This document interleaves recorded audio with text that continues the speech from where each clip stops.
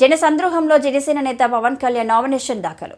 పిఠాపురం నియోజకవర్గం జనసంద్రోహంలో జనసేన నేత పవన్ కళ్యాణ్ నామినేషన్ దాఖలు చేయడానికి పిఠాపురం చేబ్రోలు గ్రామం తన సొంత నివాసం నుండి అభిమానులు ఆనంద హేళాల మధ్య గొల్లప్రోలు పిఠాపురం పట్టణం పరిసర ప్రాంతాల మీదుగా ఇసుకేస్తరాలనంతా జన సమూహంతో డీజేలు జన సైనికులు బైక్ ర్యాలీతో ఆనంద కోలాహలంతో జన సమూహంతో జననేత పవన్ కళ్యాణ్ అత్యంత ఘనంగా ఊరేగించుకుంటూ ప్రజలకు వందనాలు చేసుకుంటూ తన నామినేషన్ వేస్తున్నారని తనను అధిక మెజారిటీతో గెలిపించాలని అన్నారు. గొల్లప్రోలు హైవే గుండా పట్టణం ప్రముఖ ఆలయాలను దర్శించుకొని సుమారు 50,000 మందితో స్వచ్ఛందంగా నామినేషన్కు తరలివచ్చారు. అనంతరం ఎండీఓ ఆఫీస్ నందు జాయింట్ కలెక్టర్ సమక్షంలో పవన్ కళ్యాణ్ తన నామినేషన్ దాఖలు చేశారు. నామినేషన్ అనంతరం సాయంత్రం ఉప్పాడ నందు బహిరంగ సభ నిర్వహిస్తామని సందర్భంగా తెలిపారు.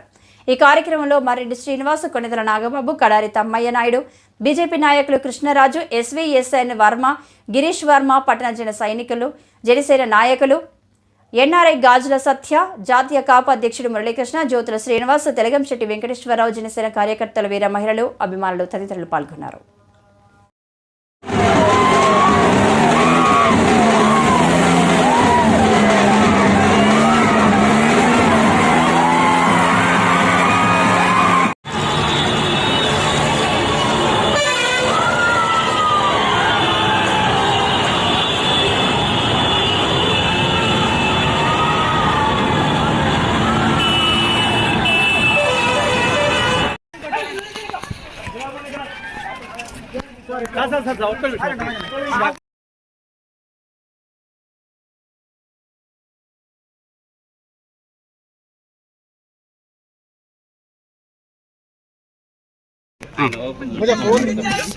తెలుగు ప్రజలందరికీ ప్రత్యేక ఇంక లేదండి ఇక్కడ చాయిస్ ఇదిగో చూసుకోండి. 5 సంవత్సరాలుగా అర్ధ దశాబ్దంగా మనకి ఉన్న ఈ ప్రభుత్వ గీతం పలికే సమయం. సో దాంట్లో భాగంగా నేను ఈరోజు పిఠాపురంలో నామినేషన్ మధ్యలో 20,000 మంది ప్రజా సమూహంతో ఆశీర్వచనాలు, గ్రామాభిమానాలు ఇస్తూ వచ్చాను ఇక్కడికి. ఇక టైం అయిపోతుందని చెప్పి మధ్యలో షార్ట్ కట్ తీసుకొని ఇక్కడికి వచ్చాం. మళ్ళీ వెళ్ళేటప్పుడు ఎవరైతే మిస్సారో వాళ్ళందరికీ కూడా ఆశీర్వచనాలు తీసుకొని సాయంత్రం ఉప్పాడ సభలో ప్రసంగించబోతున్నాం. ఎన్నికలు ఆంధ్రప్రదేశ్కి 2047కి వచ్చే తరానికి చాలా కీలకమైన ఎన్నికలు. ఈ కీలకమైన ఎన్నికల్లో Janasena, TDP, Bharatiya Janata party 2 NDA కూటమిగా ఏర్పడి ముందుకెళ్తాం.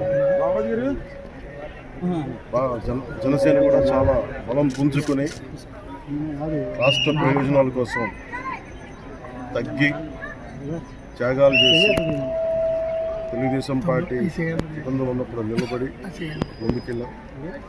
అదేవిధంగా చాలా మంది బలమైన నాయకులు త్యాగాలు తగ్గలేదు. మాకు మండపేట, రామచంద్రపురం చాలా ఒక 34 నియోజకవర్గాలు మా అభ్యర్థులు పెద్దపురం లాంటి నియోజకవర్గాల్లో కూడా నేను విత్డ్రా చేయడం జరిగింది. మమ్మల్ని సర్దుకోమని చెప్పాను. దాంట్లో భాగంగానే చాలా బలమైన ప్రజానాయకులు,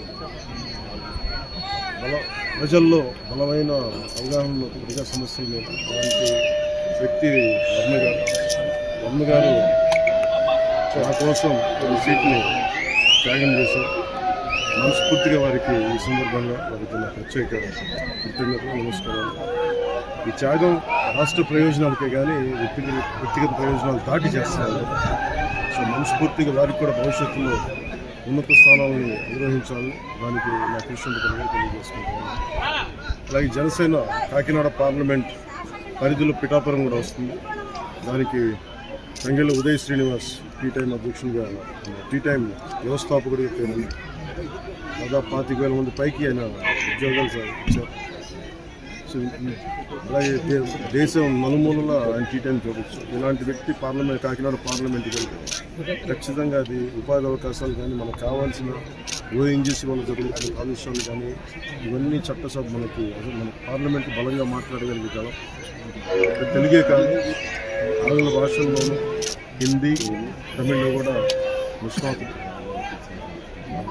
అలాంటి వ్యక్తి ఈరోజు నేను జనసేన తరపు నుంచి పార్లమెంట్ అభ్యర్థిగా కాకినాడ పార్లమెంట్ నియోజకవర్గం నుంచి ముఖ్యంగా బుర్రా కృష్ణరాజు గారు భారతీయ జనతా పార్టీ నాయకులు మనస్ఫూర్తిగా అండగా ఉన్నారు.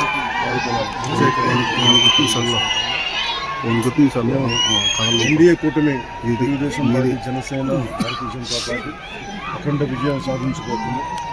దానికి తార్కాణం నిదర్శన నామినేషన్ వేసే ప్రక్రియ. అలాగే ఏ మీడియానైతే ఈ ప్రభుత్వం నడిపిస్తుందో ఆ మీడియాకి మేము అండగా ఉంటాం. మీ కష్టాల్లో మేము పాల్గొంచుకుంటాం.